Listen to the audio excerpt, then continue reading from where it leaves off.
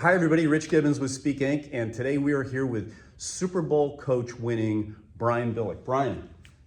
Thank you for having me. Hey, so Brian just delivered a keynote this morning to a group of, these are fleet managers in the field. They are coaching and delivering feedback and developing teams in the field. And I was at the back of the room and listening to, seeing how engaged everybody was. I think one of the reasons why that was happening was because you're coming from such a place of authenticity and you've actually been there, done that. Yeah, well, obviously when I come speak to a group, there's obviously a certain understanding that because it's such a high profile, what I do and the leadership and the coaching and the teaching, as I refer to, is so high profile because there's so many football fans and there seems to be an insatiable desire for the National Football League. And it's because you're in that leading position, naturally it resonates with people. Right. And what I always hope to communicate is that whether, and I've coached small, high school, small college, major college, NFL, it's all the same.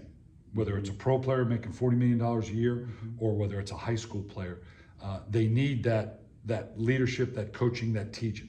You need to service them. Right. And it doesn't change in terms of what, it may change a little bit in terms of their perspective and their history, but what they need from you in that regard, it does not change. And that the experiences I can share with them, all but in a whole profile Super Bowl winning team, apply specifically and very directly and let them connect the dots as to how they can apply those lessons to their individual circumstances. So we've had the opportunity to work with Coach on a couple of different financial services. This one's obviously high tech. And hearing you in a Zoom preparatory meeting, talking to executive leaders, one thing I've heard you say multiple times is that coaching at the collegiate level, scholastic level, versus how you describe it as 53 independent contractors in the NFL, and the motivations of it. Surely it's the substrate of that team, whether it's a university versus the Baltimore Ravens, right. It's different. It is, but it's becoming more uniform now in the college ball with the NIL and the portal.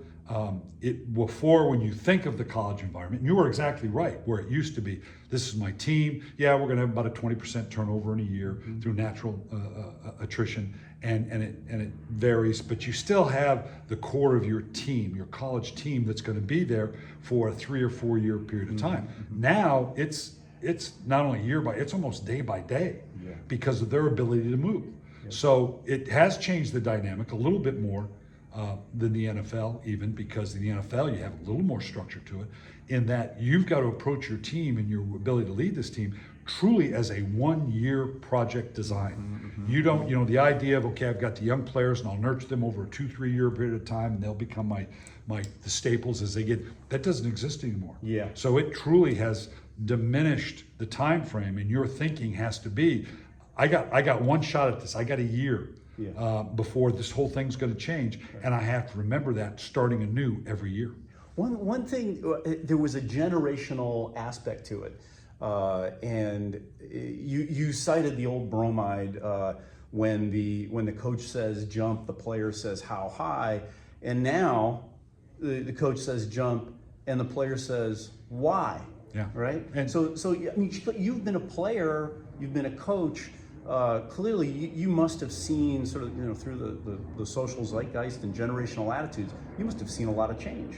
Yeah, I used to tell coaches, the difference between college coaching and pro coaching, and I coached college ball for 12 years, was the pro, because of his situation, his stature and the money and everything about the NFL, they'll challenge, they'll tell you you're full of it. The college player won't tell you. He may think it, right. But he's not going to tell you because of the traditional structure of it. Right. And you've got to be mindful of that. Right. That you've got to conduct yourself the same way. Just because the college player isn't going to challenge you that way, right. You can't get into the fallacy of thinking, okay, he's going to listen to me no matter what, and this is the dynamic, and I'm in charge, and it's a partnership, and you've got to view it from a partnership. Right. Otherwise, you're going to lose those players. Yeah. So one of the things that, there was so much to love about your program, but one of the things that I really took home was when somebody came up to you, I was at the back of the room thinking, you don't really need to be a sports fan for all of this stuff to resonate. And somebody actually came up to Coach after, and there were a line of acolytes who were ready to take pictures and shake hands.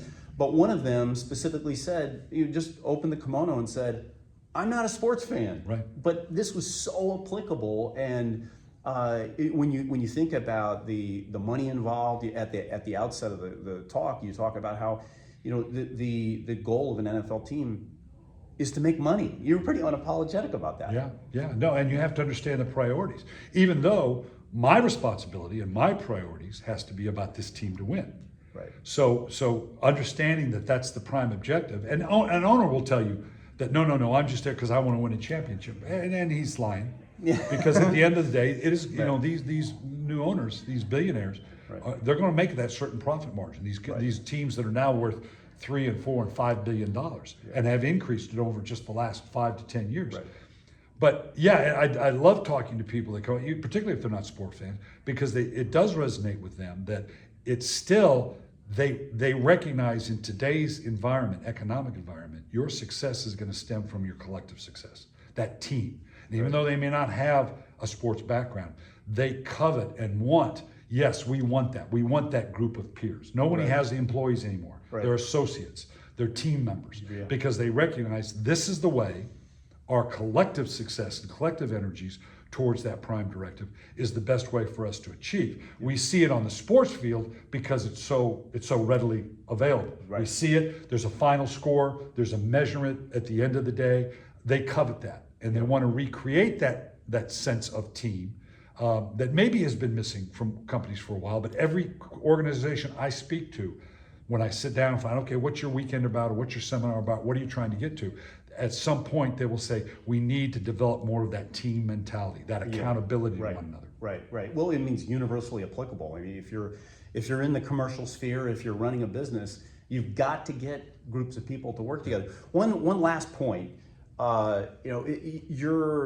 if it was almost as though during your talk, it was like every 90 seconds, you could hit the humor button. You were getting genuine laughs. I mean, people, and of course, a lot of your stories and your riffs pretty well shaken down. It's not the first time you told them. Sure. But I love that you were hitting content, and then you'd hit them with humor. It kept them very, very engaged. But for the people out in the inner tubes, just tell them quickly about your analogy of pigs and chickens.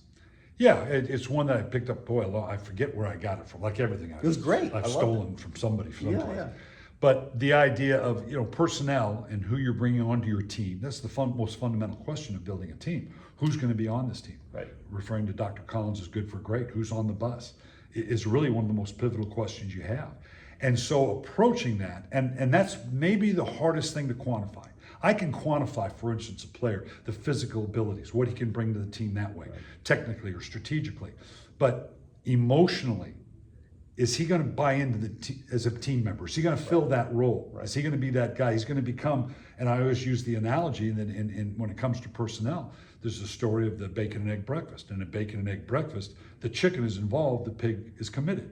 Meaning that you're going to have a lot of people that are involved and want to be good, but maybe haven't totally bought in or not totally committed for a lot of different reasons. A personal circumstance, maybe they don't think they're going to be there very long, versus those that are totally committed. They're all in. Right. There's no, they're going to drink the Kool-Aid, and recognize that they have value in being that person. So it's and that was woven through, and there were so many leadership and teamwork structures you were laying out, and you kept coming back to the pigs and the chickens and how we as leaders think about that. There was another great one, and this will be the last thing.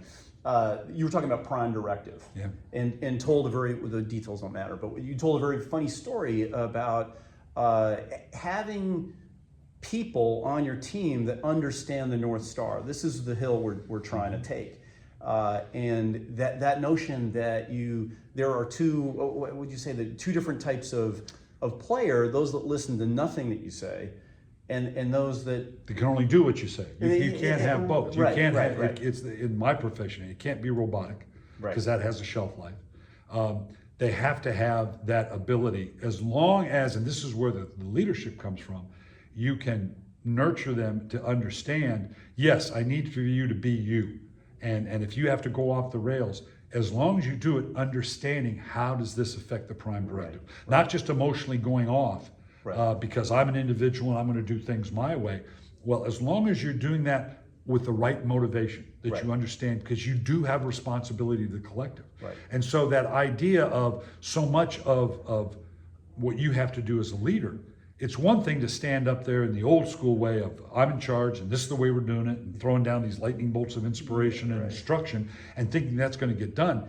It's not anymore. In the flattened world we live, okay, it's about that interaction and making sure that if you're going to get the most out of them, yes, they have to understand the prime directive, but you have to understand how does this affect them.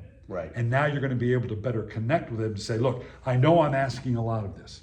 I know I'm asking you to give up something personally here, maybe a personal objective, but I need for you to do this because you understand the greater whole. And will eventually then, by doing that, achieve the very thing you're looking for, distinguish yourself and move up. So that's a constant work in progress for them to understand, for them to know, yes, this guy gets it. He understands the pressures on me. Like I say in the speech, people don't care what you know until they know that you care. If they know that you care enough to understand their circumstance, now I'm going to listen to your leadership because you're going to help me get where we both need for me to go. Well, we got to get Coach out the door here. But in closing, for anybody out there that's looking for super strong, actionable content around leadership, teamwork, coming out of, I think, the perfect crucible of the analogies and the way it dovetails with 53 independent contractors. That's what a lot of people out in the world are facing. Anymore. And just done with such conviction. You're self-effacing, self-deprecating, and there's so much humor involved, but really coming from a place of it's not armchair theory. It's like, I've been kind of bruised and battered and cut up in the world of leadership. This is real world. It is totally real world, and to see how incredibly connected and engaged the audience was a great testament to how great you were on the platform. I appreciate it. Thank you, Coach, and we'll see you soon.